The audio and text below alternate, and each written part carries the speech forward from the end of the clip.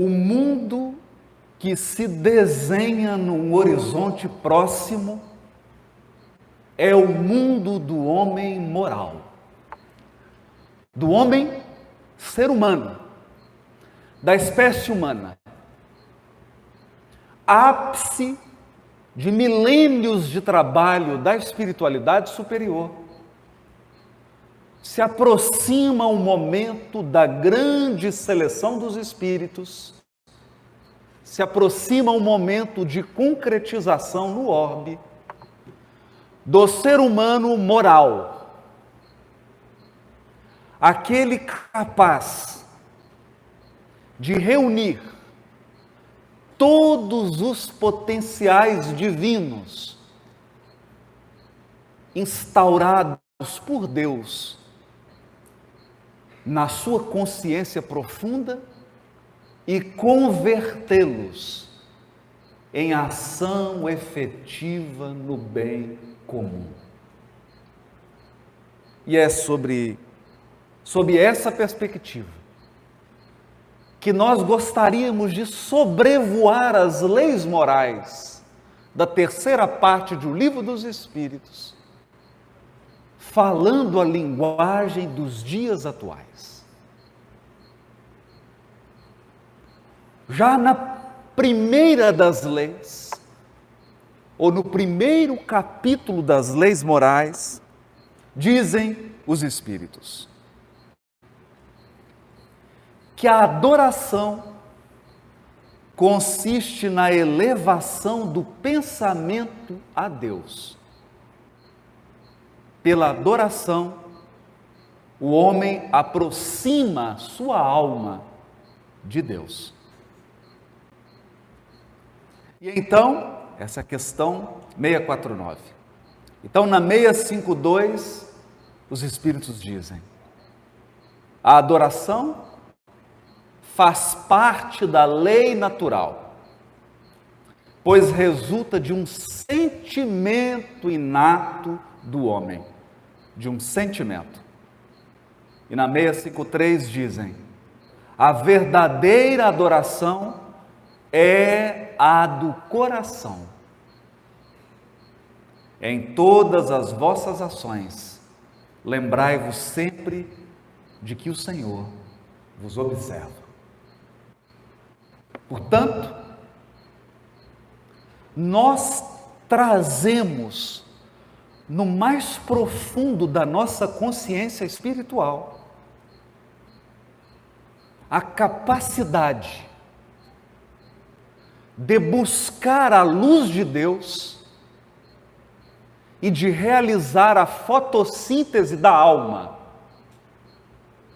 convertendo a luz divina em florescimento da alma. Tal como uma planta que se orienta e busca o alto e converte essa conexão e converte essa relação com Deus em verdor, em flor e em fruto. Quando compreendemos essa realidade imutável, porque lei natural, porque lei divina,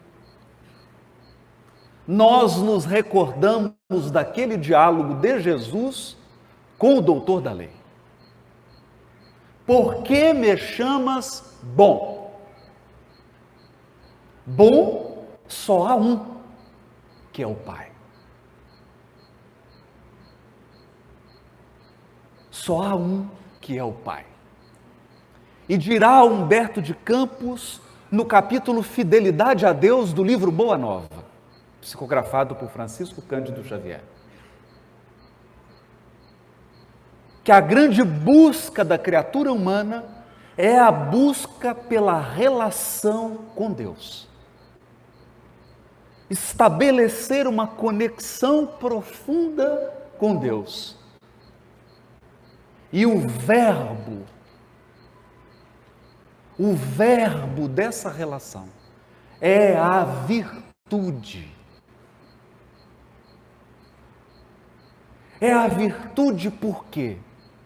A virtude é a retidão do sentimento que proporciona a possibilidade de converter a luz de Deus em realidade no mundo em que vivemos. Muitas propostas já foram feitas ao longo desses milênios de desenvolvimento do ser humano sobre a Terra. Dentre elas, a proposta do homem autossuficiente, do iluminado autossuficiente. Acontece que o iluminado autossuficiente não é capaz de abarcar o mundo inteiro com o seu amor. E nenhum rio, por maior que seja, é capaz de permanecer fluindo se desconectar-se da fonte. A fonte do amor, a fonte do bem é Deus. A alma, por mais bondosa, por mais caridosa, se perde a conexão com a fonte divina, falta-lhe combustível para permanecer fazendo bem. É por isso que encontramos tantas almas na transição planetária exaustas, exauridas, combalidas. Tanto amaram, tanto se doaram, que não encontram mais forças dentro de si para permanecerem no amor. É que o primeiro ponto, e é por onde começam as leis morais, é a lei de adoração. A lei de adoração é fazer com que todas as nossas possibilidades, todos os nossos potenciais divinos estejam plugados na fonte inesgotável da divindade. Essa conexão profunda, indizível, se expressa em permanente sentimento de amor, permanente ação no bem. E aqui surge o primeiro conjunto de deveres da criatura, que poderíamos dividir em 3. E é sob essa ótica que gostaríamos de refletir sobre as leis morais e sobre o homem moral do futuro. O ser humano moral do futuro é alguém que cumpre 2 deveres inevitáveis, inadiáveis, inegociáveis. O dever para com Deus, o dever para consigo mesmo e o dever para com o próximo. Nos deveres que competem à criatura para com Deus estão a adoração, a lei de adoração. Porque aquilo que focaliza, aquilo que polariza os nossos propósitos, os nossos anseios, as nossas emoções, representam aquilo que nós nos tornaremos. Nós nos tornamos aquilo que adoramos. Porque é da lei que onde estiver o vosso tesouro, estará o vosso coração. Nós nos assemelhamos a tudo aquilo a que damos valor.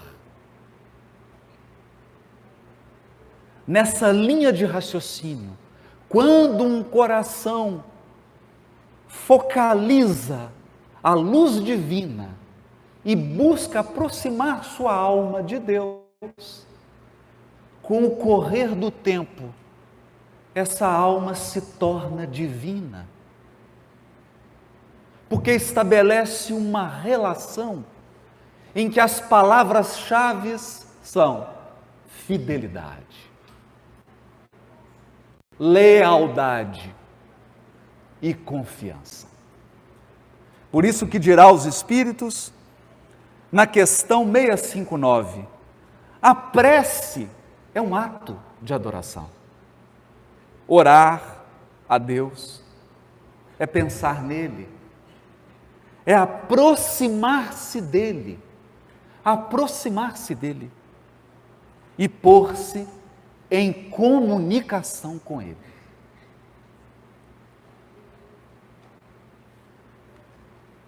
Um tipo de comunicação que não passa pela linguagem humana.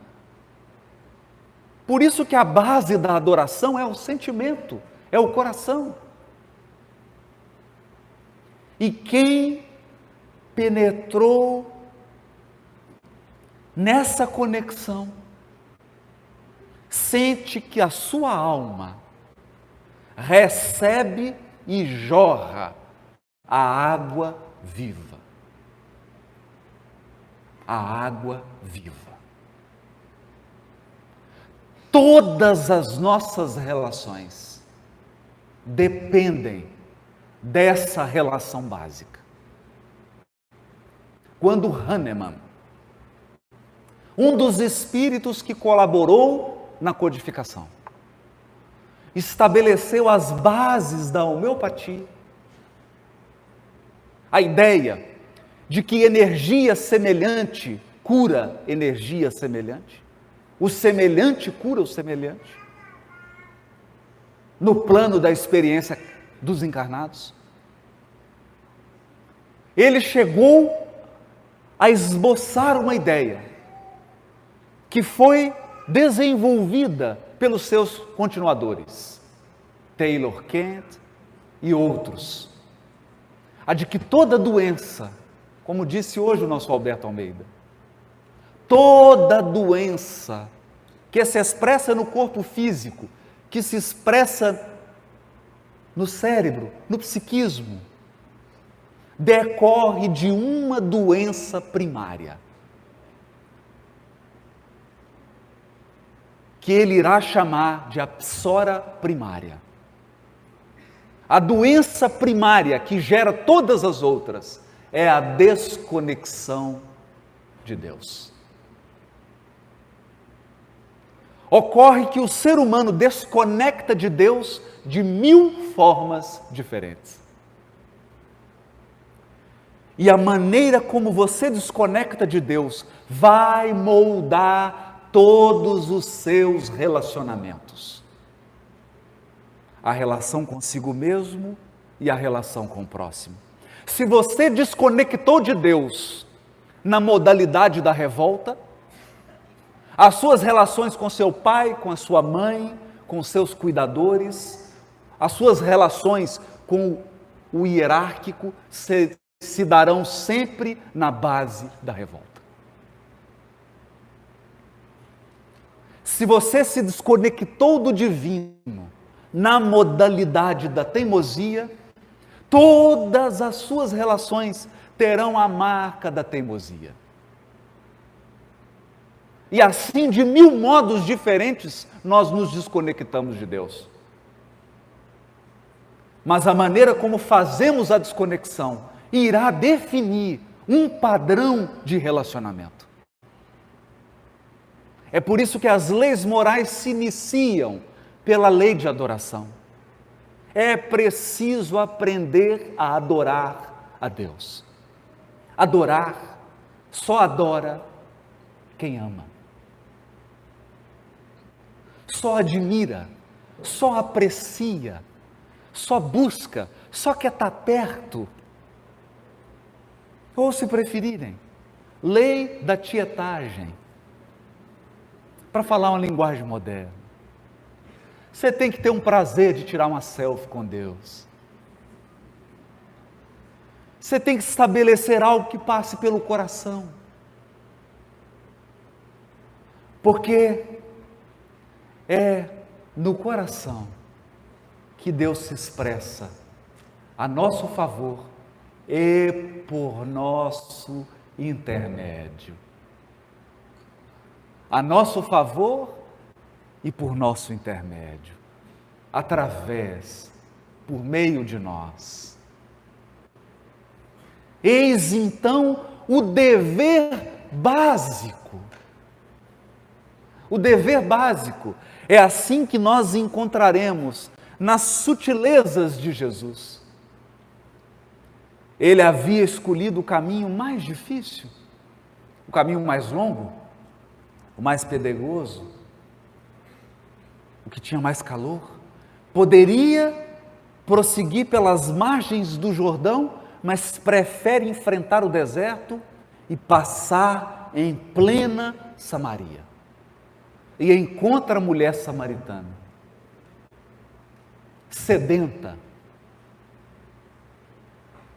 E quando os apóstolos, seus discípulos, buscam alimento, porque haviam caminhado dezenas e dezenas de quilômetros, e vêm oferecer a ele alimento, que buscaram na cidade, Jesus diz a eles: eu tenho uma comida que vós não conheceis. E como eles possuíam uma mente tão vinculada ao concreto, imaginaram que alguém tinha trazido um marmitex, uma quentinha. E Jesus diz a eles, é profundo isso, porque Jesus espera a sede física brotar nele, Jesus, e a sede física brotar na mulher samaritana, para falar da sede espiritual, da sede que todos nós temos de Deus, e espera a fome brotar nele, e a fome brotar nos apóstolos, para falar do pão da vida, e diz a eles, a minha comida é fazer a vontade de meu Pai.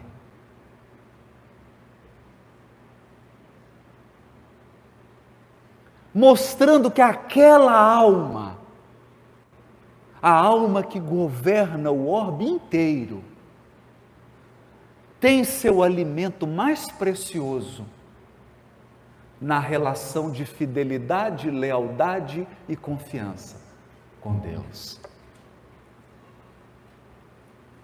Uma vez cumprida essa exigência da nossa estrutura consciencial, porque ninguém mantém-se psicamente saudável se não atender aos reclames da lei de adoração.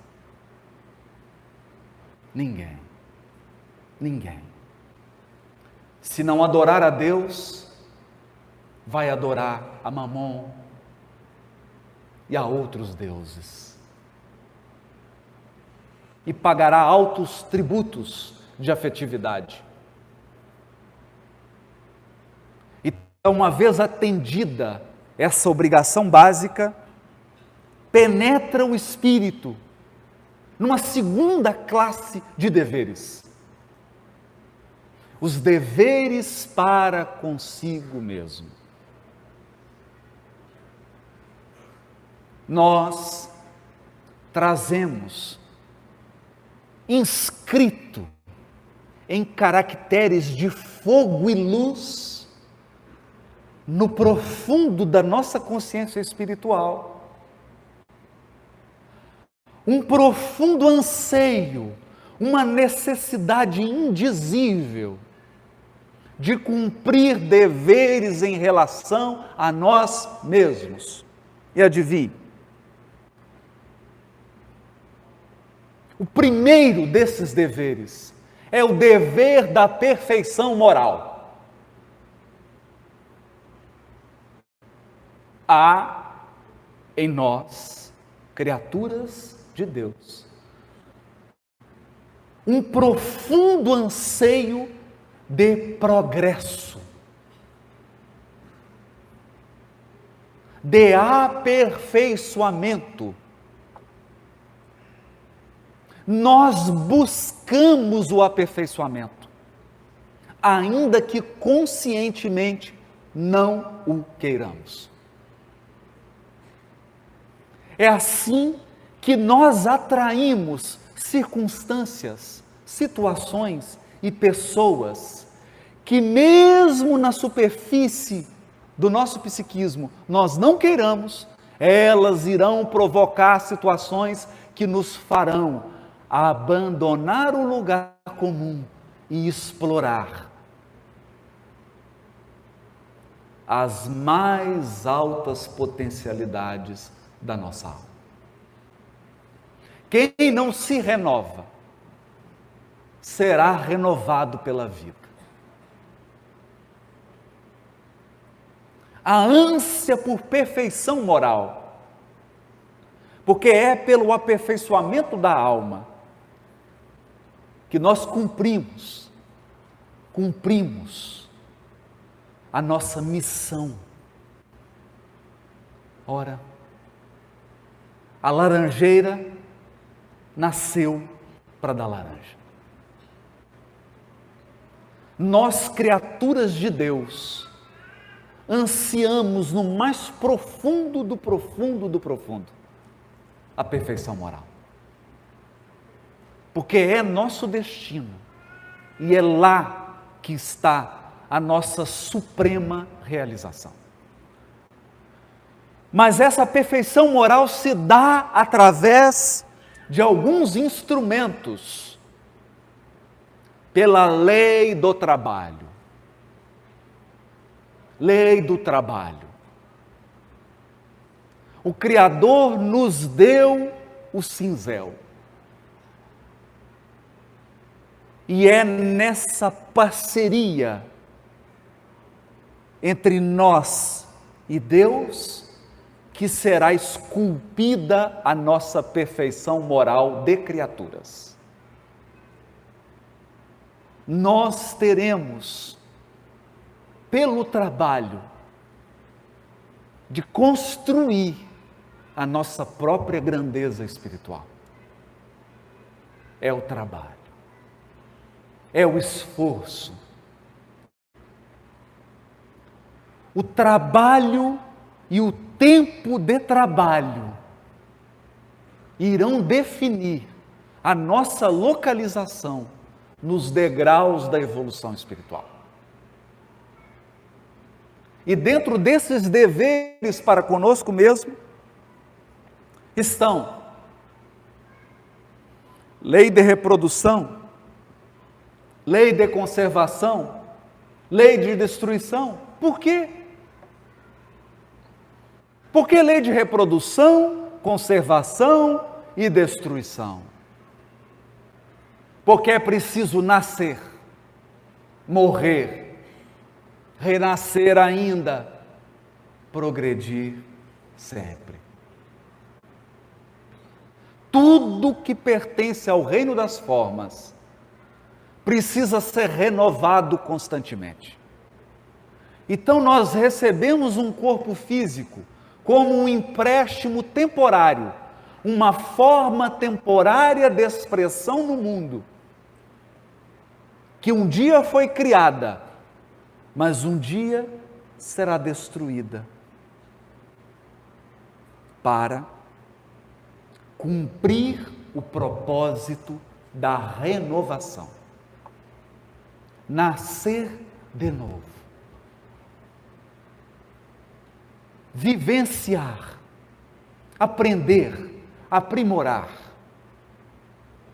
Mas não basta ingressar nos ciclos dos renascimentos físicos, porque você já morreu milhares de vezes, já nasceu milhares de vezes.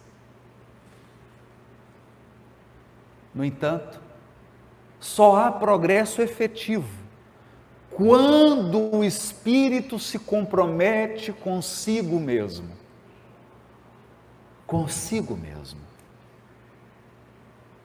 Por isso dirá Emmanuel: ninguém estrague o teu dom de renovar a vida. Nós somos co-criadores. Nós estabelecemos formas, instrumentos, exercemos o nosso potencial divino e a nossa criatividade. Mas uma vez esgotadas as possibilidades de crescimento, nós adentramos em novas situações, novas circunstâncias, novas propostas, porque o Espírito precisa co-criar, precisa crescer. Se nós retirarmos de uma criatura de Deus a possibilidade ou o horizonte do futuro, ela pode continuar encarnada, mas estará morta. O ser humano suporta as maiores adversidades: frio, calor, fome, sede, solidão, mas ele não tolera a ausência do futuro. Ele não suporta a falta de um horizonte. E aqui eu gostaria de chamar a atenção para a missão dos espíritas e para o papel do Consolador prometido. Porque ao longo de 3 séculos, a humanidade foi envenenada com a falsa crença de que ela se resume à matéria. E os seres humanos passaram a se definir pelos seus corpos perecíveis. E hoje, meus amigos, hoje nós estamos assistindo, assustados, um aumento avassalador do suicídio. A depressão nunca foi tão grande. É difícil você não ter na família, no ambiente de trabalho, alguém que só dorme com o auxílio de um remédio. Síndrome do pânico, adoecimento emocional, psíquico. Por quê? Porque as criaturas foram educadas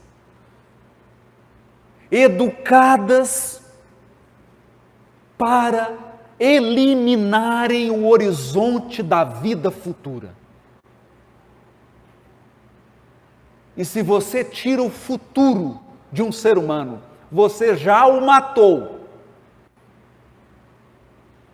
Por isso,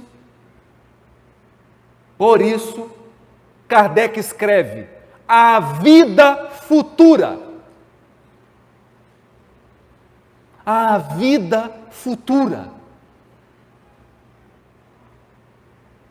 E dedica um conjunto extraordinário de questões,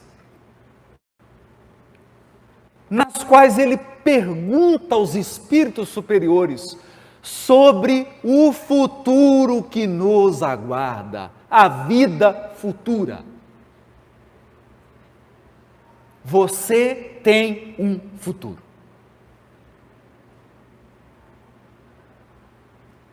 Há um porto seguro te aguardando. Ou usando as palavras da palestra do Alberto Almeida, da parte da manhã, nós não somos andarilhos, nós somos peregrinos. Porque nós sabemos o que nos aguarda. A fé no futuro. A fé inabalável no futuro a perspectiva de um horizonte para depois da morte, para depois da doença terminal, para depois da perda de um ente querido, para depois de tudo que signifique perecimento da forma, a certeza de que há algo mais, a certeza de que nós somos algo que sobrevive, nós somos sobreviventes. É a única força capaz de nos tornar verdadeiramente humanos. Humanos no sentido mais pleno da expressão. Seres humanos completos, integrais. Seres humanos unificados, em paz. Em paz. Com as emoções, com os desejos, com os propósitos, com os valores. Não é pouco. Não é pouco. O mundo dos vivos estendeu as mãos ao mundo dos que vão morrer.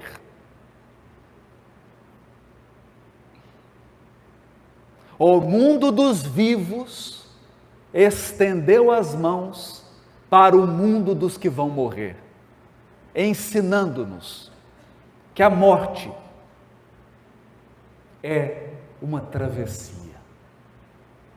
É só transpor a margem de um caudaloso rio. É só mudar o veículo de expressão da consciência, da alma. E isso possui um profundo impacto na nossa identidade. Porque você vive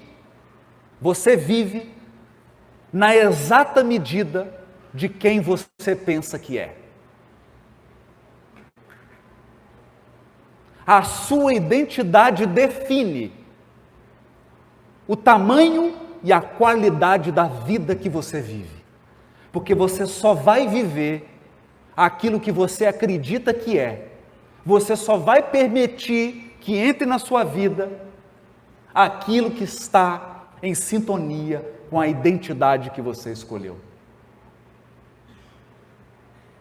Portanto, se você se identifica plenamente com um corpo perecível, você é um morto-vivo.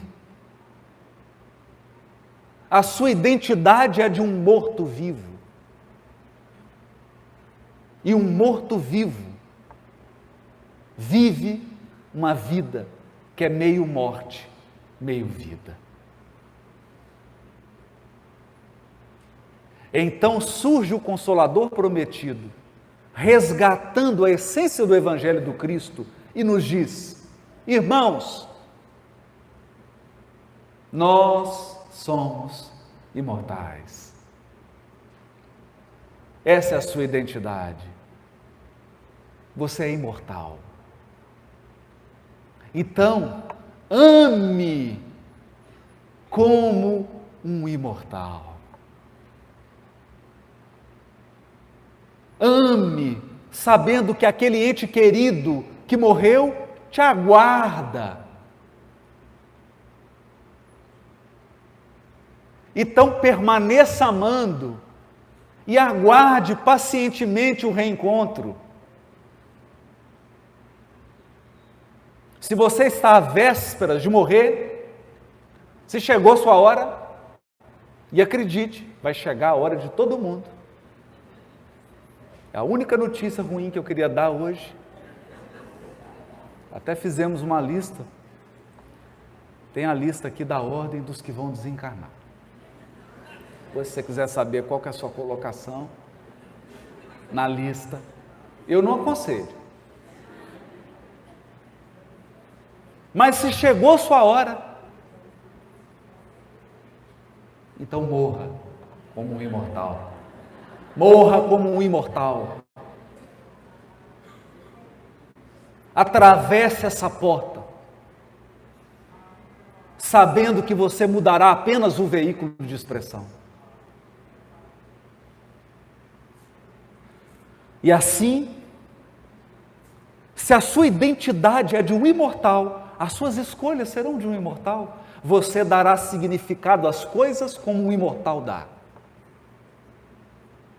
Tudo assumirá um novo sentido e você terá cumprido o dever para consigo mesmo, porque você não merece nada menos do que a imortalidade.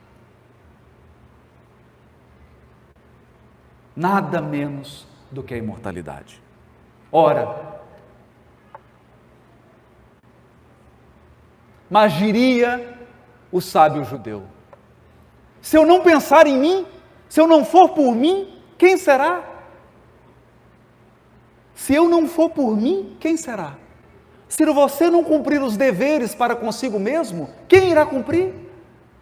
Se você não assumir um compromisso de perfeição moral, de aperfeiçoamento e de progresso espiritual, quem assumirá?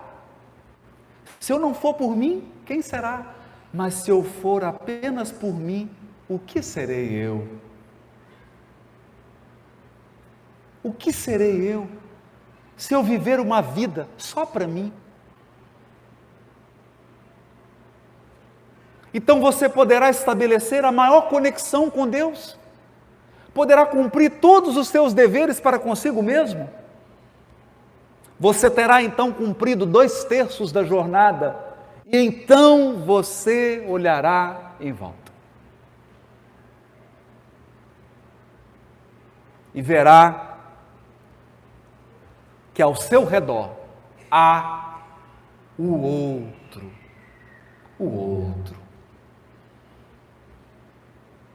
Quando você enxergar o outro, e eu digo, a coisa mais difícil do mundo é enxergar o outro. É enxergar o outro. Certa vez eu fui assistir a uma psicóloga falando, e ela me levou a uma reflexão que me deixou muito impressionado. Quando você está reencarnando,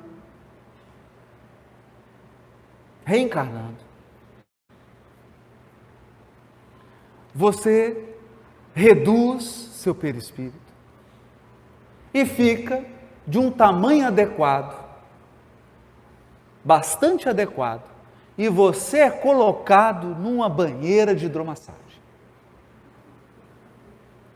O útero materno.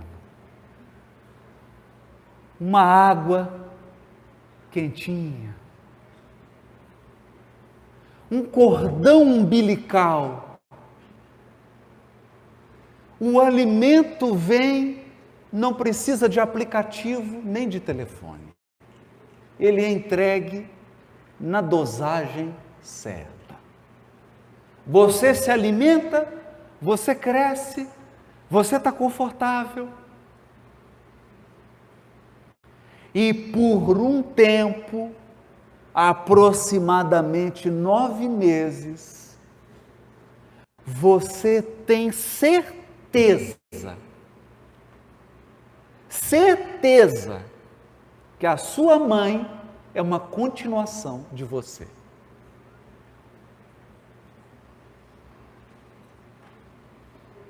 Você pensa que a mãe é uma extensão de você.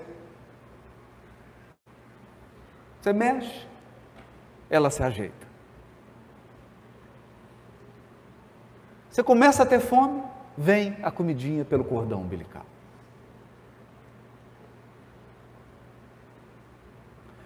Nascer, então, é um desafio. Porque quando o bebê é retirado do útero,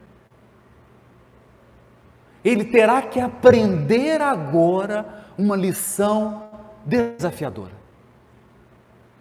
E por algum tempo ele terá dificuldade em aprender essa lição. A lição de que a mãe é outra pessoa. Então ele nasceu daquele frio. Vem essa turma da medicina, tira a gente, põe de cabeça para baixo, corta o cordão umbilical. E você fala, alguma coisa está errada. Então você chora. Você tem fome e chora. Só que a comida não vem mais instantânea. Porque você começa a aprender que a mãe é outra pessoa. Acontece que algumas pessoas estão hoje com 65 anos e elas acham que os outros é uma extensão delas mesmas. Elas ainda vivem num útero psicológico. Elas ainda creem que no mundo existem ela e a extensão delas.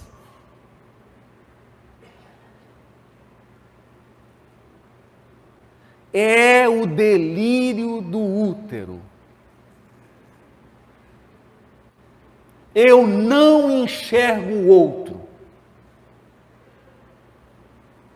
O outro está a meu serviço. O outro existe para me atender. Então, a grande lição do amadurecimento psíquico é enxergar o outro autônomo, o outro que até pode te dizer, eu não te amo mais, fui.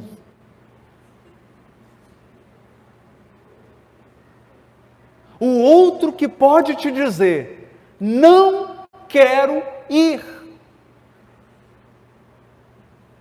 Ah, mas está tão bom, eu preparei o jantar, não vou. O outro que é o outro. Nessa hora de amadurecimento, nós nos damos conta da terceira classe de deveres da consciência espiritual. Os deveres para com o outro. E temos aqui algumas leis. Lei de sociedade. Lei do progresso. Lei de igualdade. Lei de liberdade. Lei de justiça, amor e caridade. Vejam que todas são leis, nos dizendo, o outro é o outro, não é você. O outro não é uma extensão de você. Então, lei de liberdade significa, o outro é livre, tanto quanto você. Lei de progresso significa, o outro também merece melhorar, prosperar, progredir. Lei de igualdade nos diz, nós nos diferenciamos pelo degrau de evolução, mas na essência somos iguais, filhos de Deus, dotados dos mesmos potenciais divinos. Lei de sociedade a nos ensinar que ninguém constrói a longo prazo sem a lei de cooperação. Lei de sociedade significa, enquanto estamos aqui partilhando as luzes do Consolador prometido, pessoas nesse momento estão trabalhando na Companhia de Energia Elétrica de Roraima para que essa luz chegue aqui.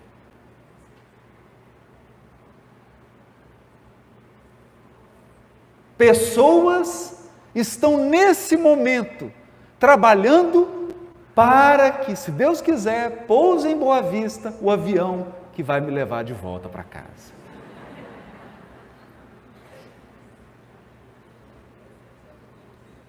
Lei de sociedade significa nós, na linda tarefa da permuta,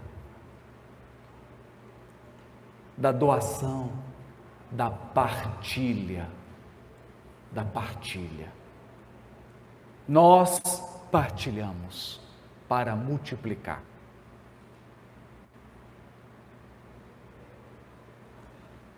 E o coroamento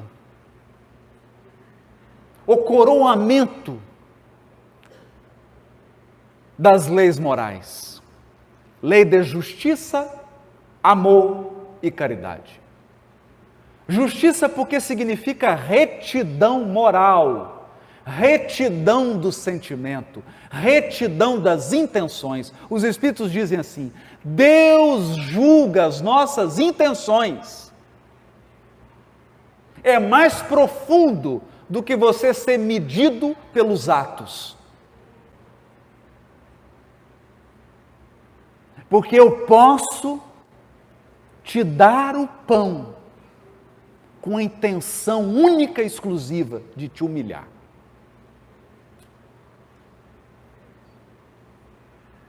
E Deus julga as intenções.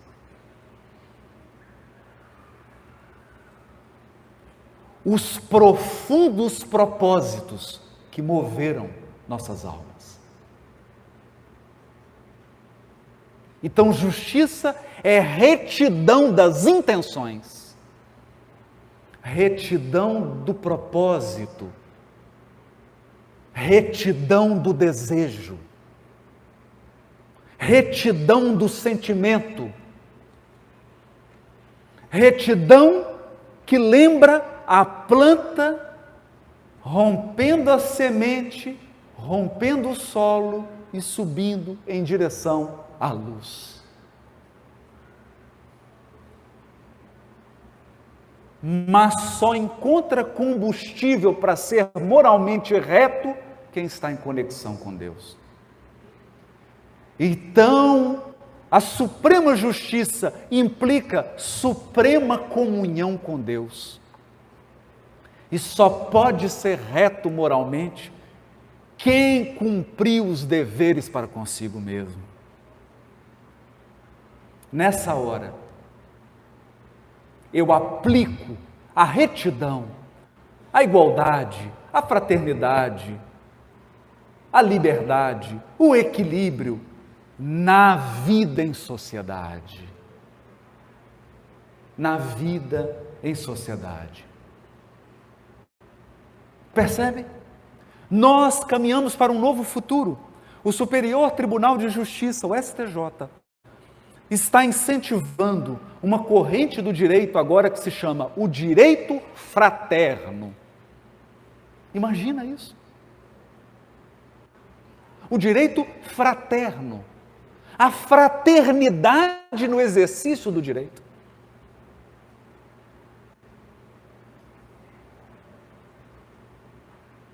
Isso significa trazer retidão para a justiça humana. E a partir da retidão de intenções, de propósitos, de sentimento e de pensamento, nós caminhamos para a suprema permuta que é o amor. O amor.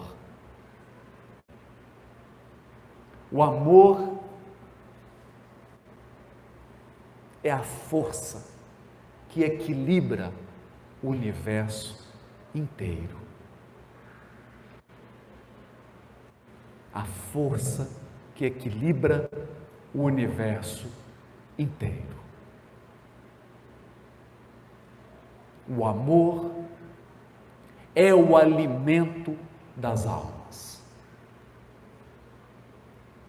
A alma que se permite viver à margem do amor apresenta os sintomas da anemia espiritual.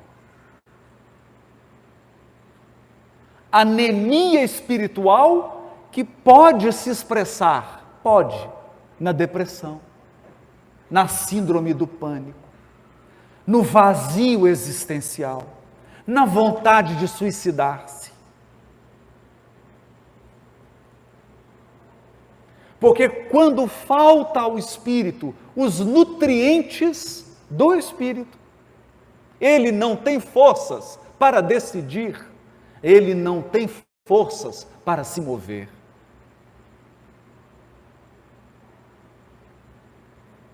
É preciso estar em dia com a dieta do amor. Nós fomos criados, estruturados, construídos para amar. Assim como o carro, o veículo, é feito para andar no chão e o avião é feito para voar no ar, o espírito é estruturado e criado para o amor. É por isso que nenhum psiquismo suporta odiar por muito tempo.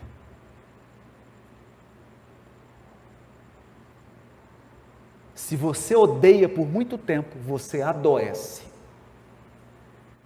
Ninguém consegue manter a mágoa por muito tempo, porque ela acaba com o seu corpo físico e ela estiola o seu psiquismo. Nós não fomos feitos para odiar. Nós não fomos feitos para ter rancor. Nós fomos feitos para amar. E completando a tríade, caridade. Porque caridade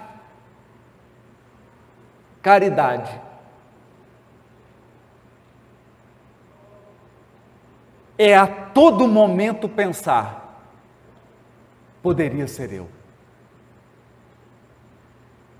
Poderia ser eu. Poderia ser meu filho. Poderia ser minha filha. Poderia ser minha mãe.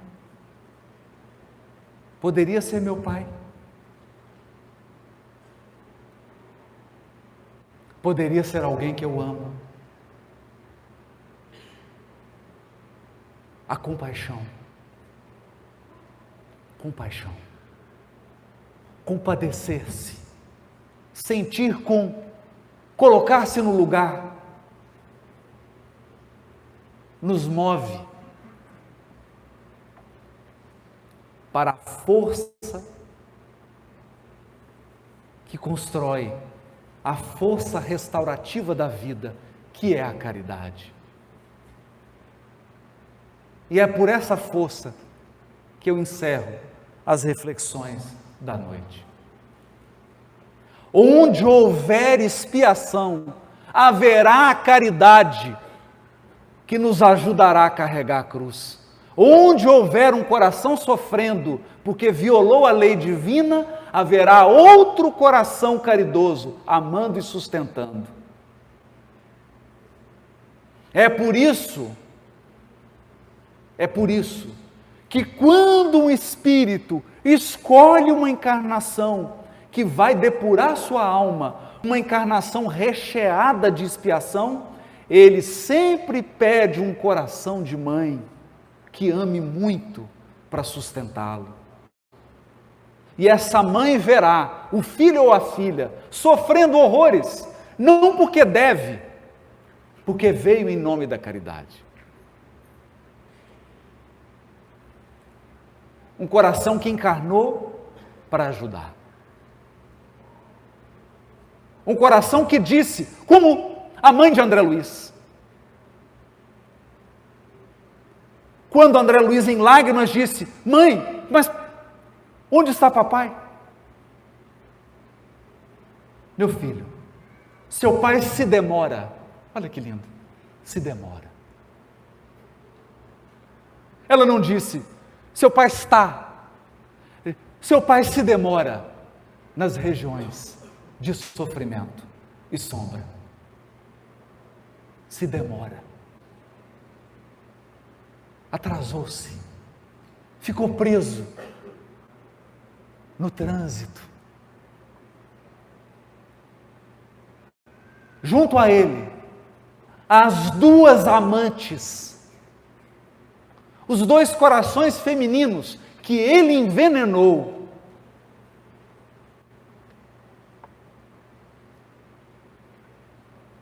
E então, na perplexidade, André Luiz, na perplexidade, e o que será?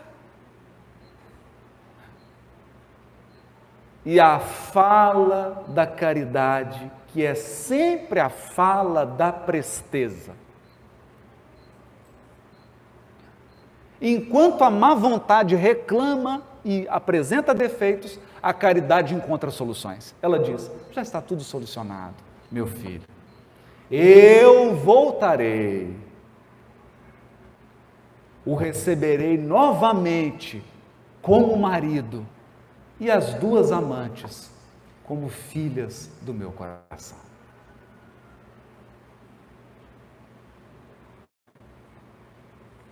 É a caridade, essa força misteriosa que Paulo irá definir como o vínculo da perfeição.